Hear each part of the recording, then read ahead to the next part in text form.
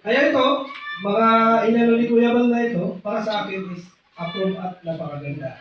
So, natapos na tayo dito. So, tatawagin muli natin si Kuya Bal Santos Matula.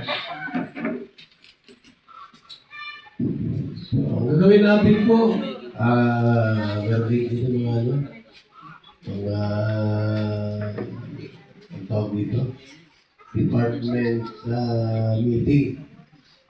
Para itakil natin yung mga masilamot na area dapat usapan. Especially sa mga insurance na kaya. Diba? Kung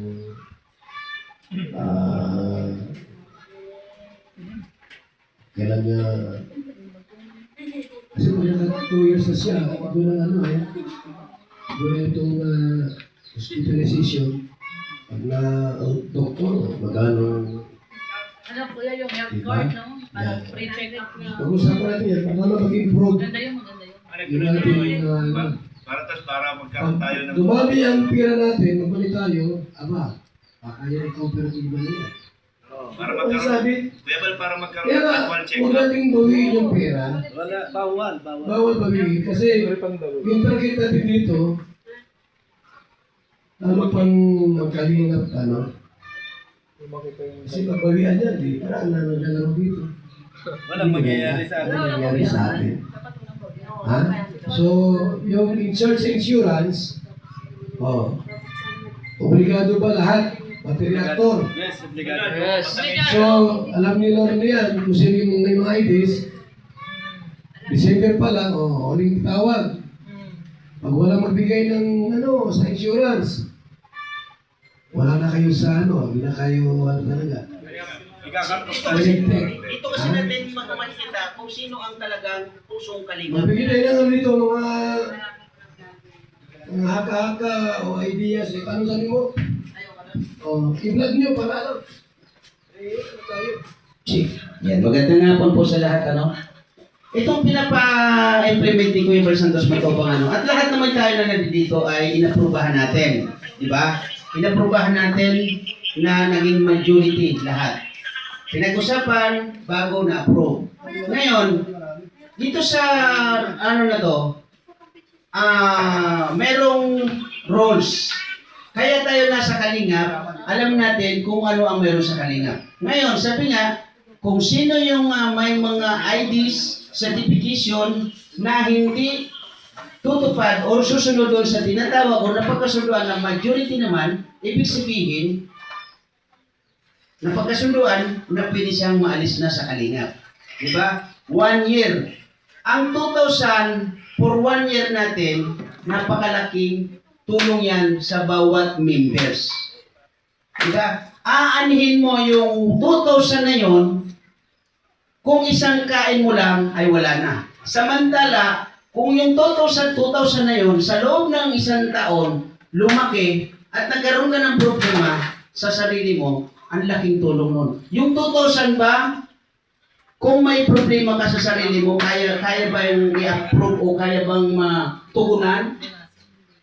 Malunasan yung kung ano man mayroon sa'yo sa halagang 2,000. Samantala, kung sumunod ka sa rules ng Kalingap sa napagkasunduan, yung 2,000 mo, magkano?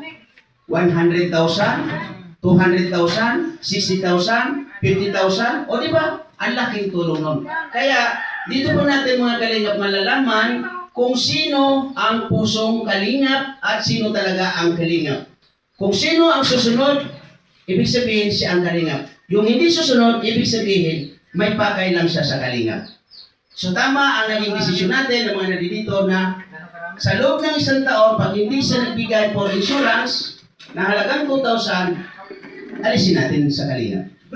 Maraming salamat po, Kuya Bal at President Boss Mirador. Sa lahat, thank you.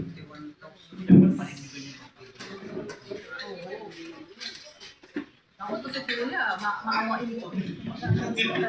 Ikaw Kuya, awan mo. ito, ganito. Dahil insurance yan. Ang palagi mag-ano niya si Ate Lovely. Katulad dito, insurance ito eh. Automatic na ikaw lagi, halimbawa, huwag naman sana mangyayari. Si Tupper ay Bayad. hindi nagbayad. Basta marunong utang mo.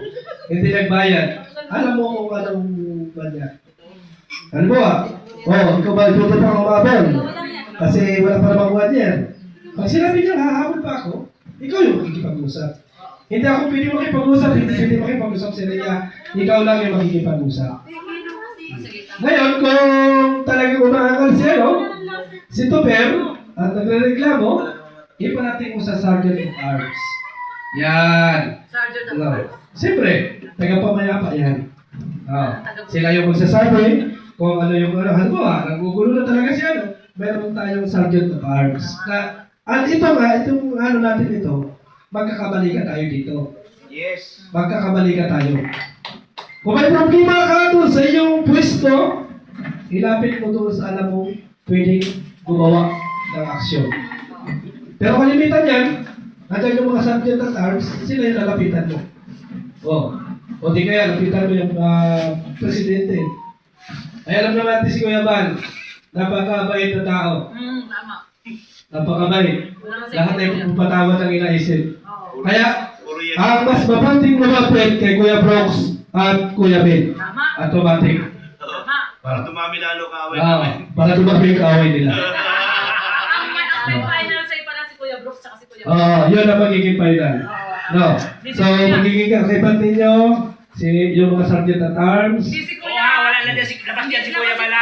Ha? Si Kuya. Labas na si Kuya. Alam nyo, sa pagiging isang presidente kasi, implementation lang siya. Oo. Tayo yung gagawa ng aksyon. Yes. Ngayon, kapag gumawa na kayo ng aksyon, at hindi pinirmahan mo yaman, doon tayo talo. Hindi na nga kasali si Oo. Kuya eh. Ibig sabihin, Magpupulis na tayo. kasi ganito yan. Ang totoo talaga. Naawain yan eh. Ang ganito talaga. Sa isang committee, kahit ikaw pa ay presidente, kung mas marami yung nagboboto, majority, siya yung mananalo. Tama. Kahit sabihin pa ni Kuya Bal na, ibabalik ko yan, at ang majority ay nakakarami, Hindi pwede na. pwede na. O Kuya Ben, ikaw magsabi. Ganito yan. Dito ka. Nakatayo.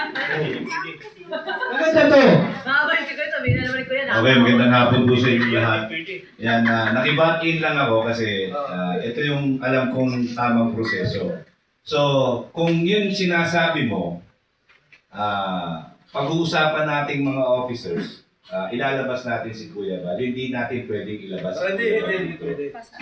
Ang gagawin natin dito, kung sakaling kailangan bigyan ng sanction, maghihingi tayo ng approval kay Kuya Bal. Then, sa kanya ang final say pa rin talaga kung ano yung dapat gawin. Doon sa approval, doon sa sanction na ibibigay natin doon sa tao. sa isang member. Kasi hindi natin pwedeng tanggalin talaga si Kuya Bal doon sa ginagawa natin. Nandyan pa rin talaga siya. Siya yung final say. Oo. Tayo yung gagawa ng sanction, pag-uusapan natin yan without Kuya Bal, and then pagdating kay Kuya Bal, for approval lang. Ibig sabihin, mas marami, majority. Wala pa rin magagawa ng majority. Walang gagawa ang majority. Kuya Bal, ha? Presidente. Ang makausap siya. Kumbaga ba, chief of staff eh. Kuya Miel, kumbaga ang mangyayari, walang matatanggal. Wala. Hindi, depende yun. Kaya nga, yung sanction, kung sa para kay Kuya Bal, mataas yung sanction natin, di bababaan natin yung sanction. Ganon. Hindi natin pwede basta-basta tanggalin na tayo lang ang magtatanggal kasi member lang din tayo. Okay. Ang founder pa rin at president ang talagang magtatanggal niya. Yan. Kaya lang, kung lagi na lang may sanction, siguro subject for dismissal na yun. Kung paulit-ulit na ginagawa. Mag-protest na tayo. Pwede yan, Kuya Bal. Mag-protest na. Yun lang po. Siguro bro.